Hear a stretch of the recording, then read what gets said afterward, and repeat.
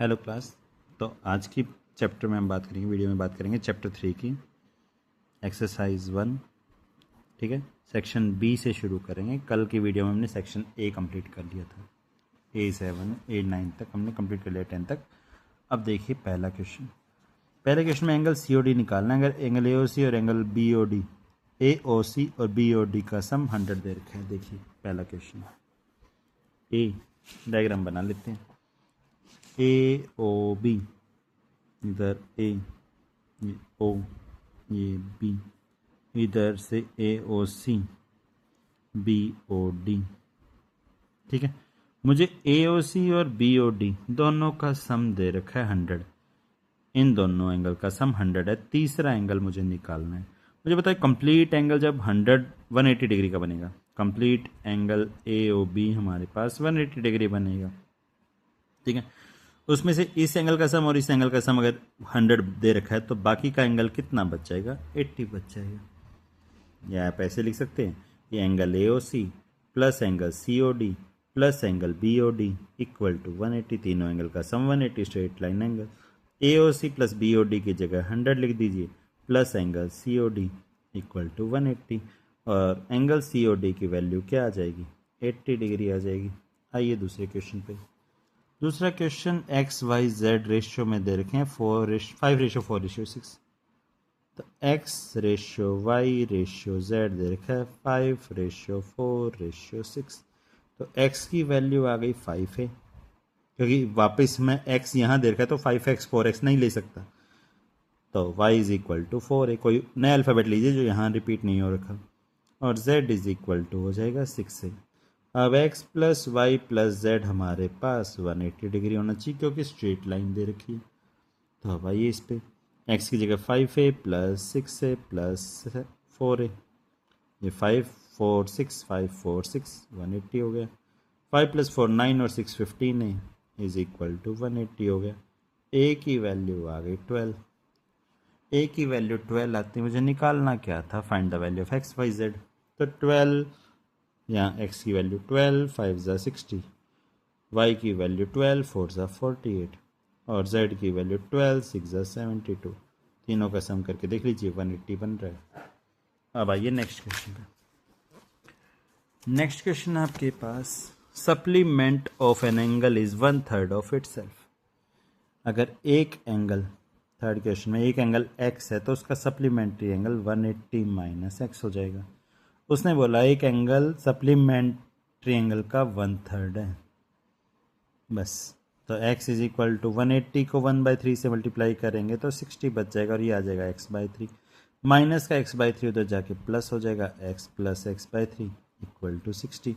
LCM ले लीजिए 3 को, तो ये 3x प्लस x हो जाएगा 4x is equal to 60। 4x is equal to आ जाएगा 180, x इज इक्वल टू आ जाएगा 45। x की वैल्यू 45 आती, एक एंगल अगर 45 का है तो 180 माइनस एक्स निकालेंगे तो दूसरा एंगल 135 डिग्री का आ जाएगा। ये हमारे दोनों आंसर्स हो जाएंगे जो किसने पूछा है। Angle and it supplement, angle अगर ये है तो दूसरा एंगल ये है।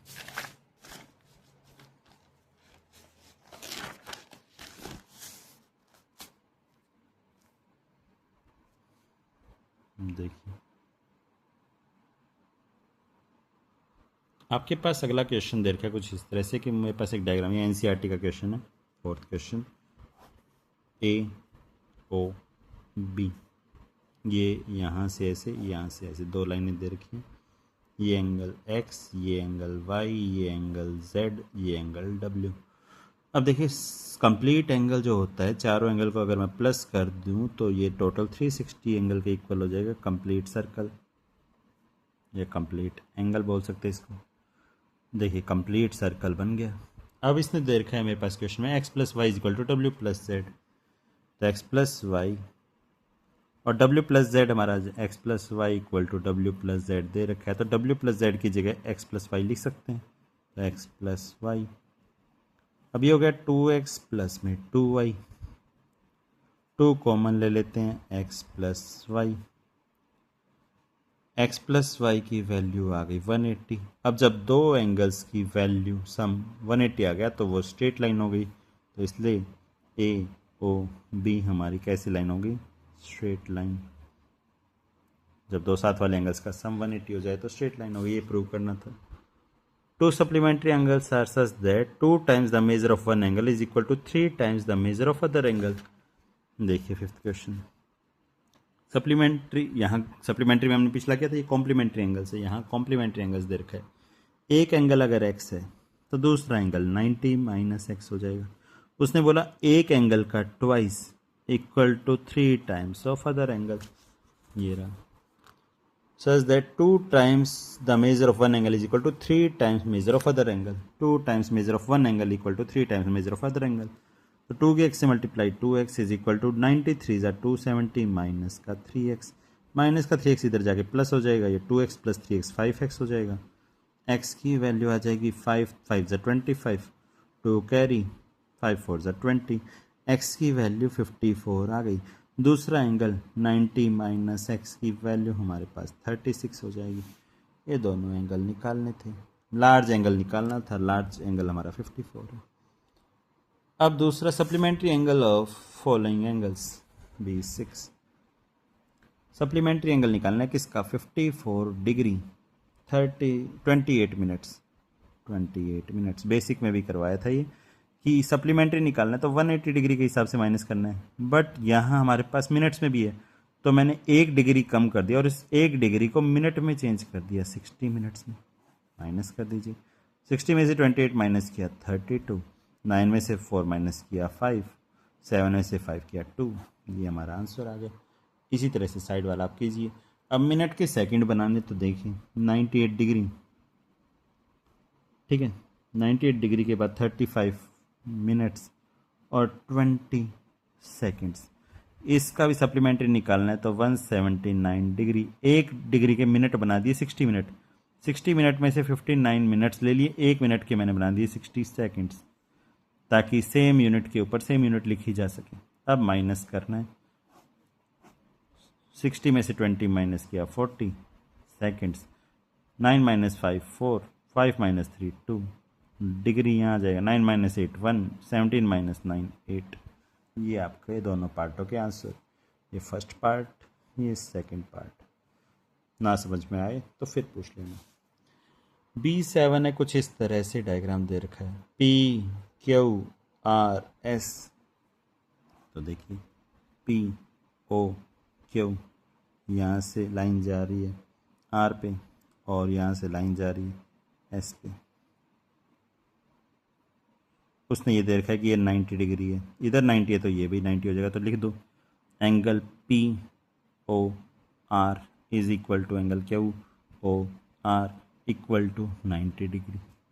Q O R 90 है तो P O R भी 90 हो गया।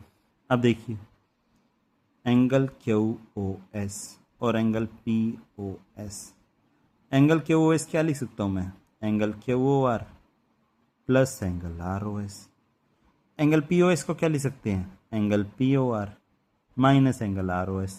मैंने वो एंगल ले ली जो 90 डिग्री के हैं, कि Q O R 90 डिग्री था, इसमें ये एंगल प्लस कर दूंगा R O S तो P Q O S बन जाएगा, और इधर P O R 90 डिग्री था, उसमें से ये वाला एंगल माइनस कर दूंगा तो नीचे वाला एंगल P O S बच जाएगा। ये आ गई। यही क्यों निकाल रहा हूँ, क्योंकि मुझे यहाँ Q O S minus P O S निकालना है। अब Q O S और P O S की वैल्यू आ गई, मुझे अब इसको माइनस करना है। तो देखिए एंगल Q O S की वैल्यू फिर लिख लेते हैं, angle Q O R plus angle R O S।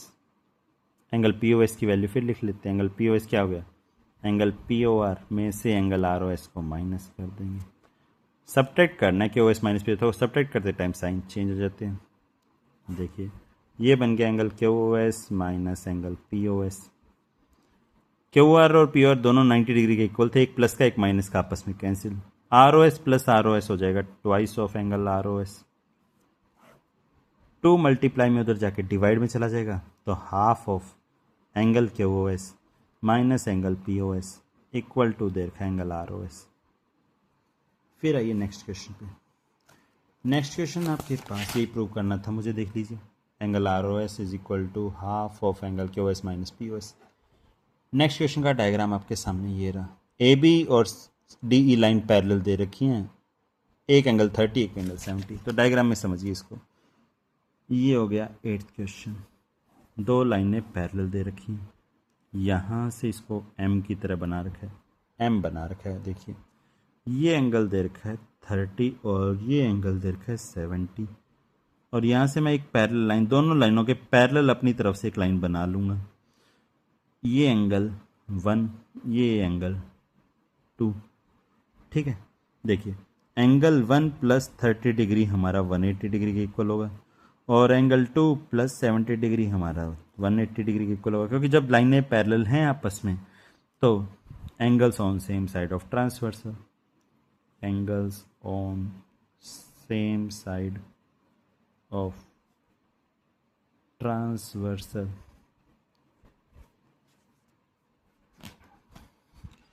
तो देखिए यहाँ से एंगल 1 की वैल्यू आ जाएगी प्लस का 30 उधर जाके माइनस 150 डिग्री, एंगल 2 की वैल्यू जाएगी प्लस का 70 उधर जाके माइनस 110 डिग्री। अब मैं एंगल 1 प्लस एंगल 2 को, एंगल 1 और एंगल 2 को ऐड कर दूँ तो ये कंप्लीट एंगल आ जाएगा, जो कि क्वेश्चन में x दे रखा है, इसी x की वैल्यू निकालनी है। तो 150 प्लस 110 कितना आ गया, 260 आ गया। 8 क्वेश्चंस हो गए हैं। देखिए अब नेक्स्ट 9th क्वेश्चन में कुछ डायग्राम इस तरह से दे रखा है, ध्यान से देखिए। 9th क्वेश्चन कि 3 पैरेलल लाइनें दे रखी हैं, 3 पैरेलल लाइनें, ये लाइन इससे मीट कर रखी है और ये लाइन ऐसे मीट करवा रखी है, आगे खींच दीजिए। अब ये 90 डिग्री है, दे रखा है आपको एंगल ये 90 है, तो करस्पॉन्डिंग एंगल ये भी 90 हो जाएगा और करस्पॉन्डिंग एंगल ये भी 90 हो जाएगा। अब ये 90 हो जाएगा तो अंदर वाला एंगल भी 90, क्योंकि स्ट्रेट लाइन हो जाएगी। देखिए अगर ये 90 हो जाएगा और बाहर वाला एंगल मुझे 55 दे रखा है, तो अंदर वाला एंगल 35 हो गया, क्योंकि 55 plus z is equal to 90 होना चाहिए, तो z की वैल्यू 35 आ गई, 55 प्लस 35। अब देखिए ये चीज़, ये 90, ये 35, तो ये देखिए दो पैरेलल लाइन है, ये ट्रांसवर्सल लाइन है, तो इधर वाला एंगल और इधर वाला एंगल इक्वल नहीं बोल सकते हम, लेकिन इन दोनों को इक्वल बोल सकते हैं हम।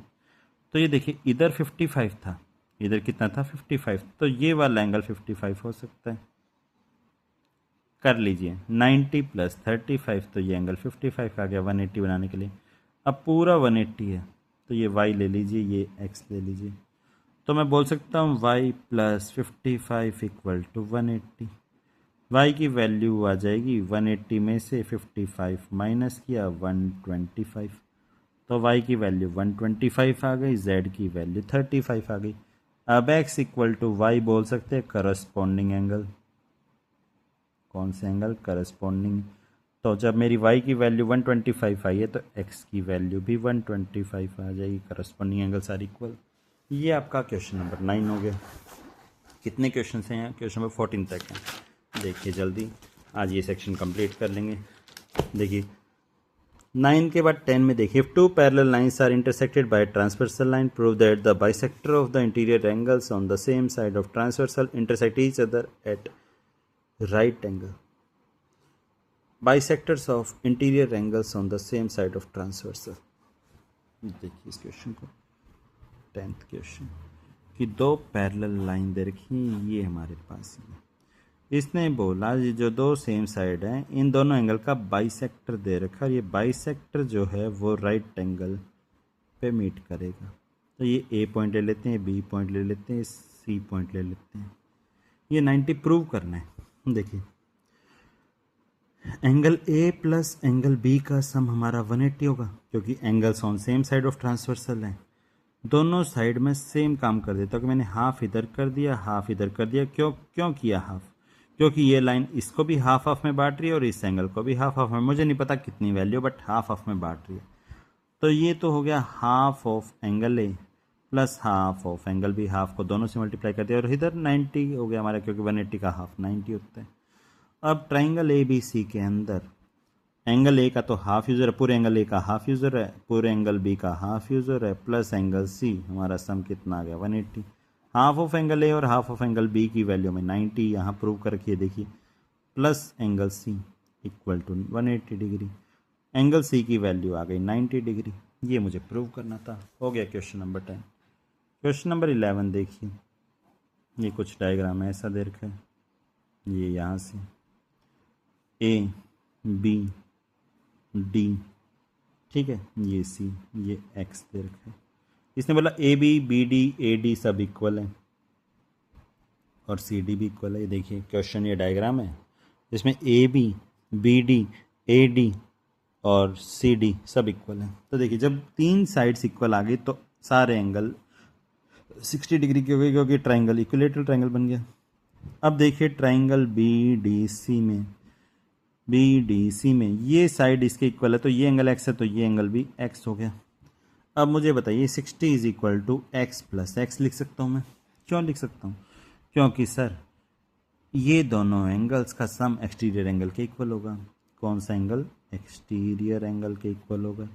तो 60 is equal to x plus x क्या हो गया? 2x। एक्स की वैल्यू क्या आ गई? 30 डिग्री। सर ये आंसर आ गया, एक्स की वैल्यू निकालनी थी। क्वेश्चन नंबर 12 ये जो थोड़ा टाइम लेगा, उसके 13 14 तो इजीली हो जाएंगे। तो 12 में देखिए कुछ इस तरह से,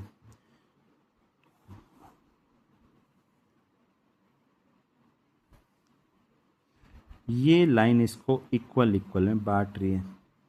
P S line angle P को हाफ हाफ में बांट रही है। फिर यहाँ से एक परपेंडिकुलर लाइन बनाई जा रही है एंगल टी पे 90 डिग्री इधर 90 डिग्री इधर। ये देख लीजिए टी पे 90 डिग्री बना रही है। बोल रहा है कि पी एस लाइन जो है वो बाइसेक्टर है एंगल पी का, तो P S line equal bisect करिए। ये बीच वाला एंगल है, इसको मैं मान लेता हूँ वाई। तो एक बात करते हैं, मैं एक ट्रायंगल इधर बना लेता हूँ पी क्यू टी, एक ट्रायंगल मैं इधर बना लेता हूँ टी से, पी टी वाला एक इधर ये ले लेते हैं एस लाइन, यहाँ से ले लेते हैं एस लाइन।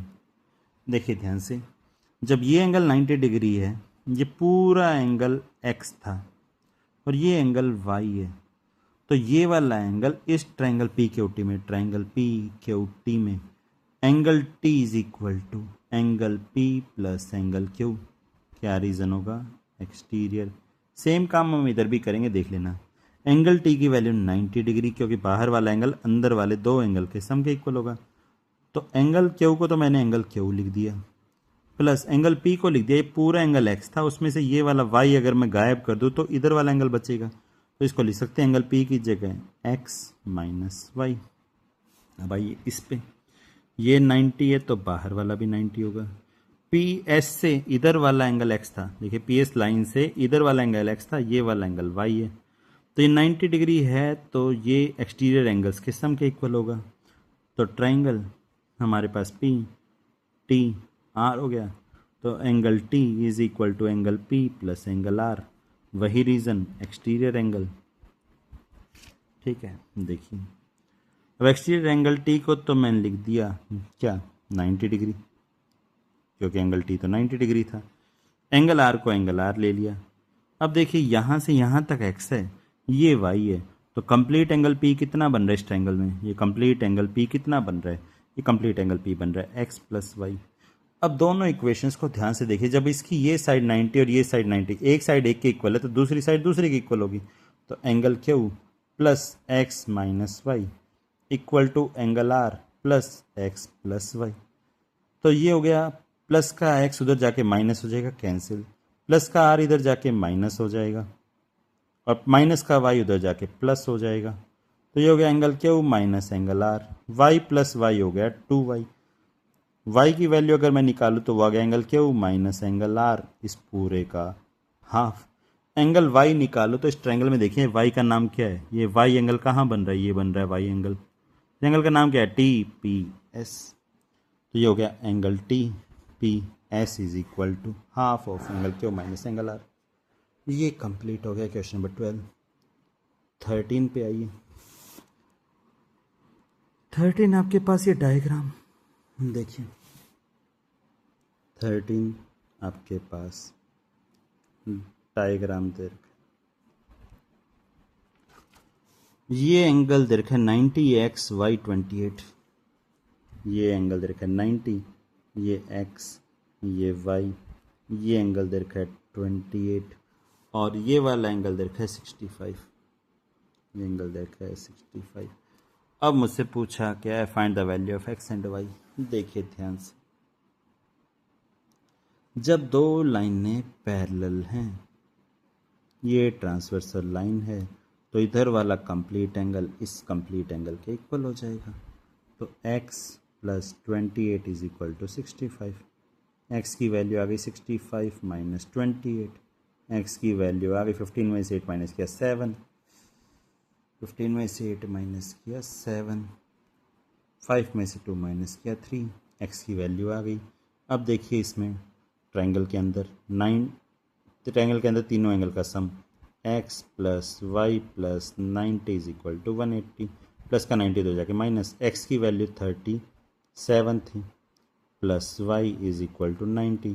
y की वैल्यू 90 में से 37 माइनस कर दीजिए, 10 में से 7 माइनस किया 3, 8 में से 3 माइनस किया 5। ये आपकी y की वैल्यू हो गई। अब आइए लास्ट क्वेश्चन पे। सबसे पहले प्रूव करना है, prove that sum of all angles of triangle is 180 degree. तो 14th में देखिए कैसे प्रूव करेंगे कि सम ऑफ इंटीरियर एंगल्स का formula, sum of interior angles का फॉर्मूला क्या होता है हमारे पास, 180 इंटू एन माइनस 2। तो 180 ट्रायंगल की 3 साइड होती हैं, तो एन की वैल्यू 3 माइनस 2, 180 इंटू 1 कितना आ गया 180। ये प्रूव हो गया। अब उसने बोला अगर सारे एंगल्स ऑफ अ ट्रायंगल अगर 5:6:7 में है तो वैल्यू निकालनी सभी की। एक एंगल 1, एंगल 2 और एंगल 3, तीन एंगल का रेशियो देगा 5:6:7। तो एंगल 1 हो गया 5x, एंगल 2 हो गया 6x और एंगल 3 हो गया 7x। अभी हमने प्रूव किया कि तीनों एंगल का सम 180 होना चाहिए। तो 5x plus 6x plus 7x हमारा 180 होना चाहिए। 7 plus 6 13 plus 5 18x is equal to 180। x की वैल्यू क्या आ गई 10, 10 आती, 5 10s 50, 6 10s 60, 7 10s 70। ये हो गया आज के लिए कंप्लीट। कल हम इसका सेक्शन सी और ऑब्जेक्टिव्स करेंगे।